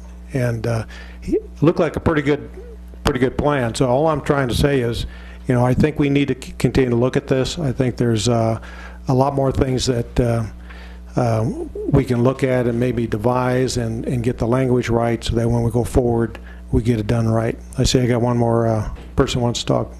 Councilman Lozelle. Thank you. So given the discussion, I guess I'm going to get back to my original statement. It doesn't look like, since we can't vote today, obviously, or even in consensus to staff or direction, it looks like that this is not going to be on the July 12th ballot, or agenda, is that correct? Well, it'll be coming up for a vote on the 12th. We have to. Right, but so it'll be on the agenda on the 12th? Yes. Oh, okay. Yeah. And specifically, what will be on the agenda, City Attorney? Well, what we've done is, in our office, is we've taken the initiative language and sort of cleaned it up to try and make it as clear as possible based on our understanding of what the intent of the initiative was, and put it in an ordinance form. So we haven't done option 2 or option 2A or 3B or anything like that. I think what we're contemplating, given the sort of timing of it all, is it's an up or down vote on basically the initiative language, the 0.6 with the 30-70-50 split. That's kind of what we're getting direction-wise. Yeah. And Mayor, if I could, on the basis that at least 2 council members have requested that item be on the agenda, and that is my understanding. Right. Any other questions, comments on this subject before we move on? Just one. If you bring that form to the council, it is possible that a council member could offer an amended version in a motion, Sure. right? Yes. Okay. So there's still opportunity for action that would... You can amend it on the floor, is Yeah. is doable, but I know in the past we sort of presented 3 different versions of the ordinance, and last time, and it got a little bit convoluted, and we had, at that point, we had a lot more time to do 3 and 4 and 5 different versions versus now. I mean, we are right up against the wall to get the agenda published in 2 days. So I have a clarification question, too. So if we decided, I'm sorry, Mr. Mayor. Go ahead. The question, though, still becomes, at least from my standpoint, I'm here to be a no vote if it's in November, period, done. I agree with Lamerson and everybody else that's talked here about the fact that people are tired of seeing all these initiatives, and I think it's a city, very specific and very important, that needs to stand alone in March. So I will be a no vote if it's in November. But, Mr. Mayor, so if it goes to March, let's just say a scenario where we go to March, then we don't have to have the language Right. until November. December the 14th. November the 14th. No, we call the election for November the 14th, and the language needs to be submitted by December the 14th. Well, but our language has to be voted on when you call the election. I mean, preferably. In other words, the ordinance is adopted in November. I got you. That Okay. month doesn't Understand. make a whole lot of difference So for basically, us. we would need to have the Right. language by November the 1st. We would have time. Which is not a problem at We'd this have- point. But what I'm talking about is next Tuesday, we are less than a day and a half away from publishing the agenda. So to try and do 3 or 4 versions of an ordinance is really going to be tough. And then to try and get it right. Well, and to get it right, we have time. We don't even have, I guess I'm going back to Jean, your question about bringing an amendment. If we decide to go to March, we don't have to get it done in a week. We can really. Well, this ordinance, the way it's drafted, just to give you a preview, it's drafted to do 2 things. It's to mirror or attempt to mirror what the initiative said for November Election Day. Okay. That's kind of because that's what the initiative said. And that was the request for the July 12 item. Thank you. Okay, any other comments, questions? Okay, item 2. Item B, discussion and direction regarding community outreach manager position. Mayor and Council, this item was placed on the agenda at council request. You recall discussions that occurred at the May budget workshops that resulted in the budgeting of a position for the community outreach manager in the fiscal year 17 budget. So as we sit here today, there is a budgeted position for the community outreach manager that has been budgeted in a particular grade and at a particular range. The lingering question appears to be, what is this position and where is it located? And with that, that concludes my introduction. Yes. Councilman Lozelle. Thank you, Mayor. The reason that I asked Steve to put this on this agenda here, and when this position first came up, it, in my mind, was looking totally different than what the end result was. And I guess what I'm asking here is not to define the position or the funding of the position, but maybe put this position on hold until a new city manager is hired. Let that new city manager see if they need this position, whether it's be public works, whether it's a community outreach, whether 90% of it is funded through public works or 100% is through general fund or 10% from every department. But I think maybe we should just put it off until then. Any other questions, comments? I have a comment. I agree with Greg that I think we are, within months of hiring a new city manager. And if that person is to be working within the city manager's department or not, it's really up to our manager, not up to us to decide the organization of the city. So, yeah. Councilman Blair. My real quick response, when we had originally seen this and looking at the scope of the work of water and sewer and streets and roads and all those kind of things, was a public service person. And I always thought that I wouldn't support that because of the general fund. And then I started thinking that the only reason why I did support it in the budget is, number one, is that the monies used for that position would come out of those different departments, would not affect the general fund, and therefore I was in support of that position. So I'm still going to go back, and I would agree with Greg, let the new city manager select that person, but also understand fully that the whole reason I supported it was the simple fact that the funds, we laid somebody off out of the general fund in our own offices over here.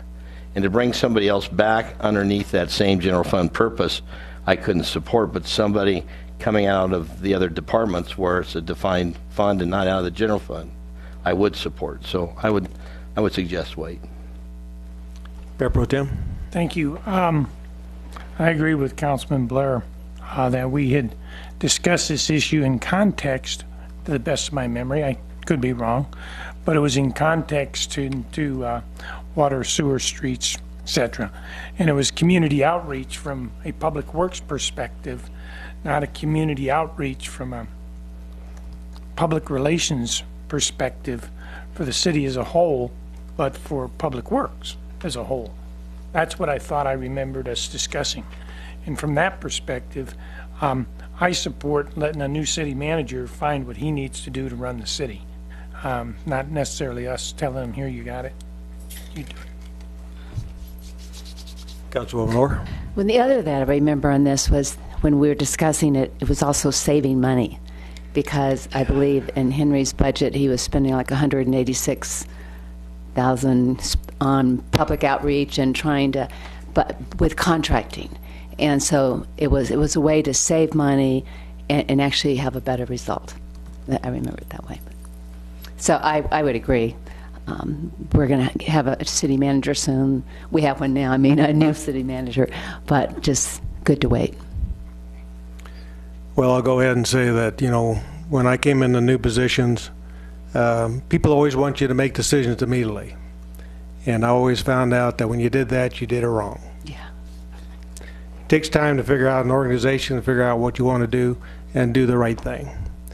And leave it to this new city manager who might not come in for 3 or 4 months, maybe more. We're going to talk next about how we're going to select this person. And I've heard people say, well, you know, if we don't like any of these 28, what are we going to do? Well, we're going to go out and look for a new list. So it could be a while before we have somebody on board. And would that person want to make the first thing that she has to do when they walk in is to say, okay, I want to put this person here, and this is the reason why. They aren't going to know. I'll admit, if they're qualified city managers, they probably got a pretty good idea. But I can tell you what, you know, I've gone into a lot of command positions. It's no different coming into the city. You're going to have to take a look at the organization. It's going to take you a while to figure it out, and make sure you make the right decision. So I'm saying, do we want to wait 4 or 5, 6, 7 months to bring this person on when we got a lot of things that are going on right now that we need this person to be working on? That's number one. I think the second thing, and as I recall the discussions back when we had the study session on the library, when this came up, I said we can't afford to have every department here having their own PR person or strategic outreach person. We can only afford one, and to me, that person probably needs to be under the city manager, because the city manager knows what's going on throughout the departments and is the person that's going to make the strategic decisions to have that person start working on this or that based on the department's requirements to get public notices out. And so I think this is something that needs to move along. We've already, you know, approved the money. We've approved the position. I don't think we should be fighting about, you know, whether it's going to be a person that's going to be, you know, in the city manager's office or area, or it's going to be down in public works. To me, it has to be around the city manager. And don't forget, this person works for myself and the entire council. You know, there's going to be times that we want to have our output to the citizens of the community, and this person's working for us too. And you know, as far as I'm concerned, this is something that needs to move along now. Councilman Shiska. Thanks, Mr. Mayor. You know, when I was running, one of the things that I said was that this city communicates very poorly. And so communications in my business is very near and dear to my heart. And I think that if we did communicate, not only from the departments, but also about ballot measures, about things that really, really matter to this city. I think that if we were more impressive communicators, we would also get more impressive results. And so, you know, I think that limiting the scope of this person's communications to the public we would be remiss. I think that we need to, I'm not sure if the city manager is the person to have this person under. I just don't know. But I do know that we need to get across the important things about what we're trying to do in this city. And it's communicating that situation and finding the right person to do that, and going over with them what is important and having them tell us what is important for us to communicate is really where I want to go. So I don't know, I'm not as interested in the form of this situation as I am in the scope of what they're doing. Mayor Pro Tem? Thank you. I don't disagree with that. I don't disagree with Harry. You know, I think that we're talking two different roles. You got a role in public works, it's extremely important, but you also have a role for the entire city that's extremely important. They're two different roles. One role speaking on behalf of the entire city. One role is communicating what's taking place in public works, which I firmly believe is who a public works director is. That's his role. Councilman Zell? Thank you, Mayor. Again, I'm going to go back to the fact that I don't disagree that we need to communicate better. The reason I supported this in the budget was that it was going to save a chunk of change out of public works. And that was the primary reason of this. We had a community, whatever you want to call it, in the office that was doing some nature form of this, but probably not. And we laid them off in order to cut our budget back a year ago. Do we need it? Yes. Do we need more cops? Yes. Do we need more firemen? Yes. We need a lot. We need another day at the library. The only reason I supported this was it saved money in public works. That's what the purpose, in my mind, was. Councilwoman Orr? Yeah, and I just want to say I agree with you, Harry and Steve. We need to communicate better. I truly feel, had we done a better job with communication, as hard as we all worked on the 0.55, maybe that would have passed, and we would be paying that debt down a little sooner. I know we need to communicate better, and I think that's part of our job as council folks sitting up here, is to help with that. But you know, and I understand, Harry, what you're saying. Let's get going on this. At the same time, I love some of the things that we've done since this role started with the Prescott News, you know, and the writings that's gone on. I think that there are a lot of communication pieces that we have done better, and I think we need to do more of it. I'm concerned about the timing, and you know, I'm open to hearing a little bit more about it, but I do remember the discussion was to save the money. And you know, there are two different functions, is the way I see it. You almost are talking two different functions here. One with Henry's job that he was looking for with his position, one with us as a council. I understand we can't have a PR person in every department. At the same time, maybe we are talking two part-time positions. I mean, there are different ways to skin this cat. And so maybe it isn't that we have one person doing both jobs. Maybe we have one person working with the council on communicating better. Maybe we have another one working with Henry. So I don't know how that will flesh out, but I think that's part of the issue. We're trying to make a position fit two things that are very different. Well, I don't quite see it that way. I understand exactly what you're saying, and I understand what everybody said, and I'm not going to discount any of it. But we are saving money. Yeah. You know, we're going to save, Henry, you said about $180,000? No, it's 186. 60 to 70,000 after paying the employee. Okay. So we're going to save money. That's the first thing. It's going to come out of different funding areas, so it's not going to be all out of the general fund. I think, you know, somebody that is very qualified for that position is going to be able to serve the Public Works, Fire Department, City Council, any other department here, and make sure that their message gets out. I don't think you have to have somebody that just, you know, is half the time over here because this is so specialized that, you know, nobody else can do it. I'm not sure that's the case. If we're getting into something that technical, I really think you need to have the people that, you know, work in that area specifically like the engineers or even the director, be the one that puts out the specific message. So, but I think when you're talking to general communication that goes out to the public, is probably going to be informative rather than technical. And so therefore, I think this person is somebody that we could actually go ahead and go forward now, put the job announcement out, and make the selection. Any other questions, comments?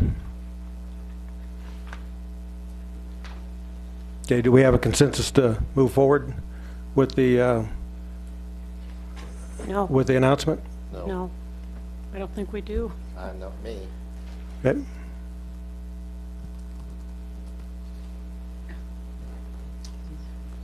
So we don't have a consensus? Okay.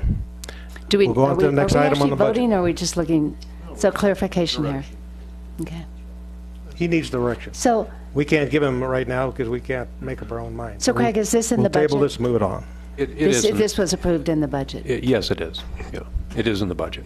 Right. So can I ask a question, Mayor? Go ahead. So if you decided to do something like 2 part-times, is there money in the budget to cover that? That would be entirely possible, yes. Yes, the money would be there, sure. We have budgeted for a full-time position. So it could be 2-part. It could be 2 half-time positions. Maybe that would make a difference to council. I'm not certain. Just But putting- Councilwoman, I would suggest that, you know, if that's the approach, that's going to take some additional work. I think the point has been made very well that we're really talking a couple of very different things here. And what was budgeted was based on understanding of strategic communications spanning all departments. Others have expressed that in their mind this began as an opportunity in public works, which is much more narrow, to save money. Both of those are valid. You know, that if you hire one, the strategic communications manager, the community outreach manager, then their responsibility, as has been pointed out, is looking across the entire organization and having internal customers and assisting and facilitating those internal customers in meeting their communications need, whether that is for projects in public works or whether that is about a March 2017 ballot issue and, you know, what the content of that ballot issue is. I guess I would just like to know, is that something that would work with Public Works? Well, Because this idea originated with Public Works.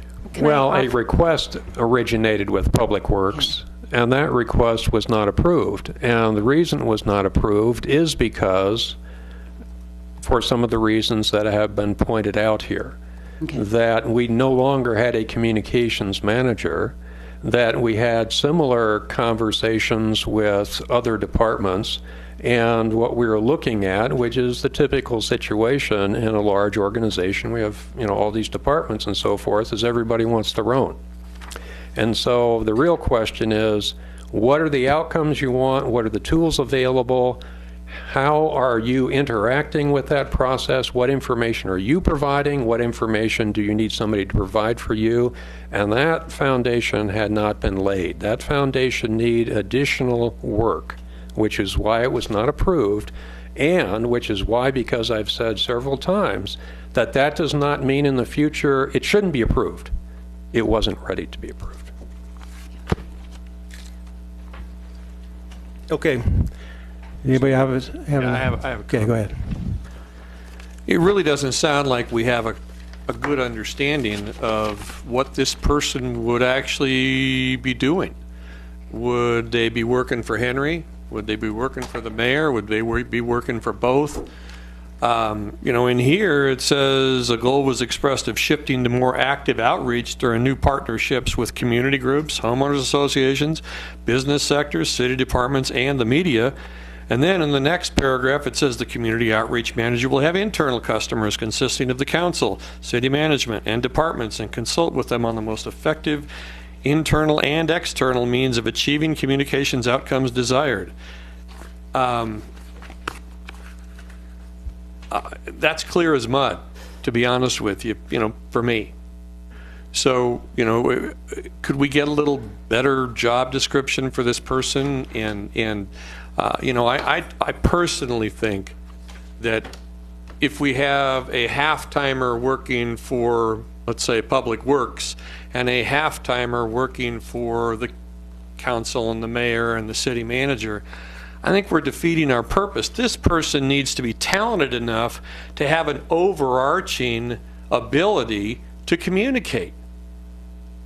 So, I understand Greg and Steve's concerns.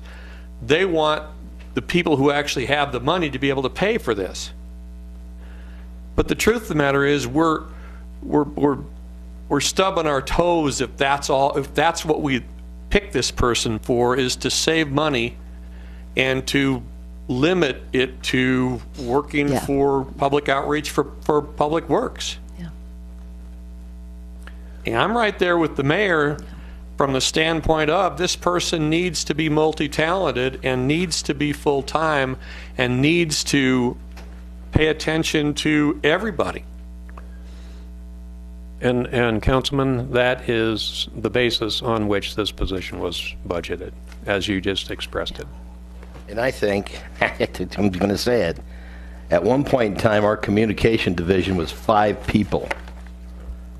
And now we're talking about 1. I don't think effectively one person can do what we're asking them to do in this budget or in that job description. Matter of fact, I'm almost 100% positive that person can't be there. Because in a private firm of communications, they have all kinds of people that specialize in different levels of communication, whether it be Public Works, the streets department, sanitation. That same person isn't going to know how to write or be effective in putting together some kind of outreach for an election bond issue or anything else. So I think you're looking at 2 different people. I don't think one person can do it both. So I think the position we're in right now is this person was approved. The funding's there. But this is asked to be brought up to the council because somebody decided they wanted to have it be under the auspices of a new city manager. So at this point, I think we're going to table a motion. We're not going to proceed on this until we have a little clearer understanding of where we want to go on it, and we'll move on to the next item. Item C, discussion of city manager selection process. Oh, thank you, Mr. Ripton. Nice to see you. Mayor and Council, today I would like to bring you up to speed a little bit about the city manager's applicant screening process to date. The recruitment position closed on the 27th of June. We received 58 applicants. We screened them, 3 HR professionals screened them independently. We came up with 28 that met the minimum qualifications. And between the 3 of us that screened, there were just a couple of applicants that were off in different categories. We had asked to put them in highly qualified, qualified, and less qualified categories. So we were very we had a consensus pretty much on who was rising to the top as far as the applicants. We also had a 4th category that was pretty much no way, no how. So we discounted those entirely. The minimum qualifications was a bachelor's or master's degree in public administration or a related field like business administration. 10 years progressive municipal government management. The preferred qualifications were 5 years experience as a city manager or a deputy city manager or equivalent. And by equivalent, I mean it could have been someone with a military background with extensive management and leadership ability, but weren't necessarily a city manager. Work history we reviewed, and that included longevity, job stability, progression in their careers. Was there a steady progression or were they hopping around? We also looked at the community population and budget. And of those, we looked at the top candidates that have worked in at least one city equal to or greater than the city of Prescott's population and budget.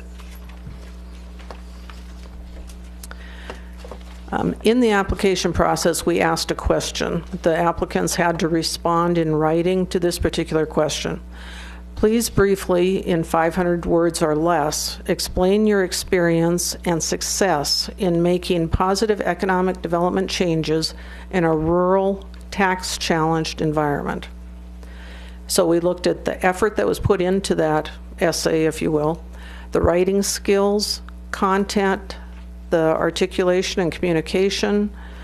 We evaluated all that, and it proved a very good screening tool, just in, if nothing else, in the effort that was put into it and the detail. And then the last thing we looked at was social media search. We Googled people. And although that's not foolproof, but there are certain patterns that you see in searches like that, and that helped us kind of eliminate some people that there were issues with terminations in employment, decision-making, controversial decision-making, etc. So that's where we are right now. So we've got 28 candidates that we would consider moving forward with in one vein or another. And I understand right now, the 28, you've basically reviewed those and put those in 3 categories. Mm-hmm. Yes. And the top 2 categories are approximately about 20 folks. Yes. Okay. I've discussed this with Mayor Pro Tem, and I think we felt that the way that we selected the police chief was a very good method. I think it was successful. I think we got a good candidate, and so I would like to try and continue with that same process. And so my idea right now is that if we've got roughly probably about 20 folks that you feel are in the top tier of the 58, it's probably time to put together a group. I would like to try and have 3 council people and probably 3 people from the public to start the review process of all the resumes that you have.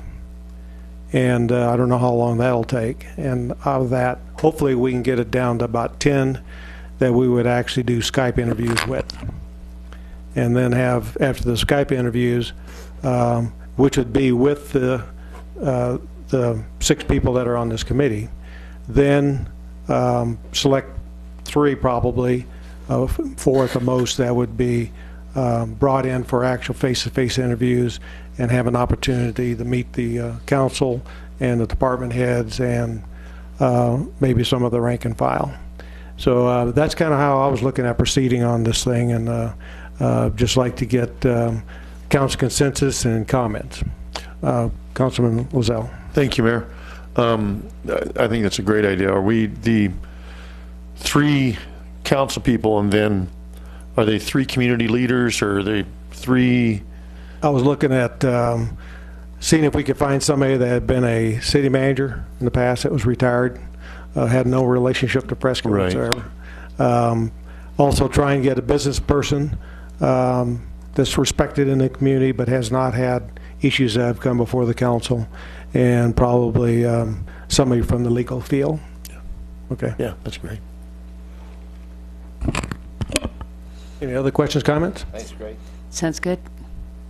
Okay, do I have consensus? Good. And under the one thing that they did when they hired Chief Monahan was, I think it was Andy Reinhardt, but I'm not sure, actually went to the community where the finalist was from, just to do a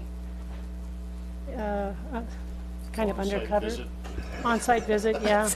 You know, talk to people informally, and that we might consider doing that, you know, in the final round. I So think is that for the final 4 or 3, or the one that, The finalists, yeah. the very finalists? Just for sort of council edification, none of these names are for public dissemination until you go down to the final, what you call finalists, so that 3 or 4.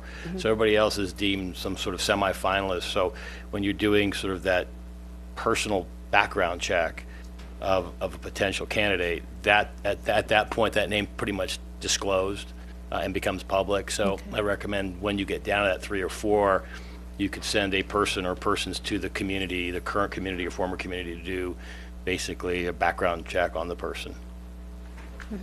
Okay. And the group that's put together that's going to do the review of the 20 people and try and pare it down to 10 and eventually 4, I think there's going to be quite a bit of work. So I think you're going to probably have the resumes available at some point where I don't know whether the whole group would come in and look at them at one time, or we would have resumes available to where each person that's on the committee can come in and spend some time and start rating the people. But I assume this will probably take at least a month. Well, probably at least 2 weeks, just because this is a very arduous task. Probably it would take, I'm guessing, probably 3 or 4, well, I'm not guessing, I know. It's about 4 hours to get through these and really think about it and categorize them. So we can have the resumes available in HR, or we can have them available when the conference room's down here. But whoever is going to be reviewing them, they have to allot a certain amount of time, and I recommend that they do it all at once, because you walk away from it and come back in 3 days, and your view might be entirely different in what you're looking at or what your criteria might be. So. Okay. And Mayor, if I could, this is effectively a subcommittee of the council, so it is a public body. It is subject to, agendizing a meeting. It can do executive sessions because it's a personnel action. So if 4 of the members of the 6 get together, we need to make sure we go through the proper open meeting law process for that. Again, it could be all done in executive session, which I would recommend because it's a personnel action. Versus if the individual members get their stack of resumes and on their own review, that's obviously different. But if the committee's going to get together and discuss the 20, then it will all have to comply with open meeting law. Okay.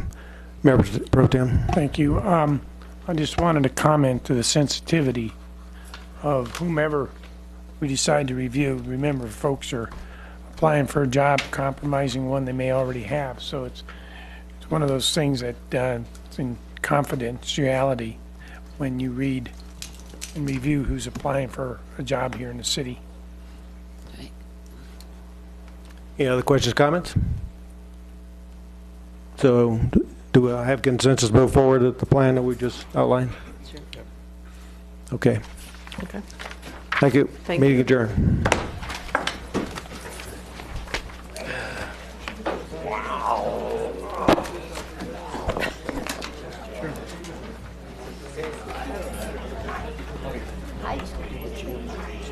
Can I get that?